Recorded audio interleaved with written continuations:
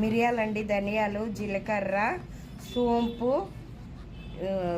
అది పత్తరిక పూలండి, ఎండుమిరపకాయలు, కొబ్బరి, ఇలాచి, లవంగాయలు, దాల్చిన చెక్క, ఒక ఆకండి. ఇవన్నీ నూనెలో వేయించుకోవాలండి. మనము వేయించినానండి. కొబ్బరికాయ, పూల పత్తరు, అన్ని గరం మసాలా, చికెన్లో ఉప్పు, పసుపు అండి, నిమ్మరసం వేసి బాగా కలుపుకోవాలండి. ఉల్లిగడ్డ, పచ్చిమిరపకాయలు వేయించుకోవాలండి. అల్లం వెల్లిగడ్డ అండి కలుపుకోవాలి బాగా. కరివేపాకండి, చికెన్ అండి బాగా కలపాలి. కారం వేస్తున్నానండి, ఒక స్పూను. మసాలా అండి వేసి కలుపుకోవాలండి బాగా. అయిందండి చెట్టినాడు చికెన్ కర్రీ.